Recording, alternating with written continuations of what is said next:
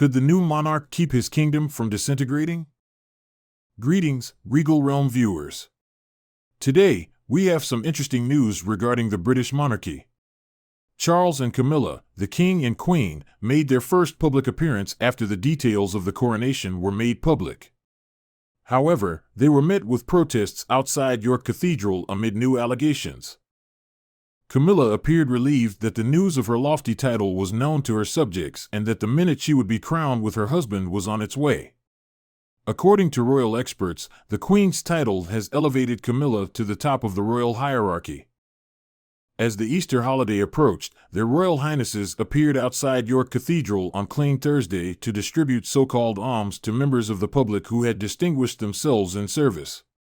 Lent is over, and on Clean Thursday, the monarch traditionally hands out clean money. This charitable action is a symbolic reward in which the king hands out a white and a red purse to the recipients. The red one contains commemorative coins, and the white one contains silver coins, in a quantity equal to the monarch's age, that is, 74 coins. However, as the royal couple arrived at the entrance to the cathedral, they were met with Republicans gathered with bright yellow "Not My King" placards, who booed them. Demonstrators shouted the slogan "Not My King," while movement head Graham Smith accused Charles of senseless waste of parade money at taxpayers' expense through a loudspeaker. As the king and queen's car pulled up to the cathedral and the couple walked to the entrance, the Republican shouted, "Why are you wasting our money on your parade, Charles? You are not my king. Charles, are you going to answer your critics?" A video from the scene shows shouts of boo-hoo, but the royal couple pretended not to hear them or see the detractors. At the end of his protest action, the head of the anti-monarchy group wrote on his page, "Charles showed up, we let him know that he's not our king."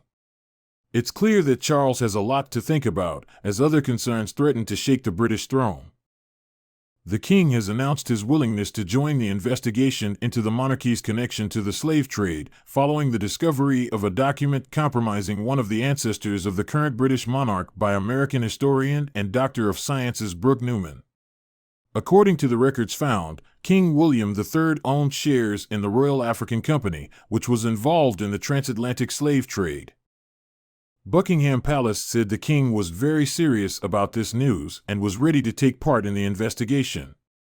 However, this news raises questions about what it means for the Windsors in the long term. It could lead to Commonwealth countries breaking away from the British monarchy, demanding reparations. As we know, with the departure of Elizabeth, Charles began to have problems, since the monarchy was largely based on the authority of the departed queen and the love of her subjects.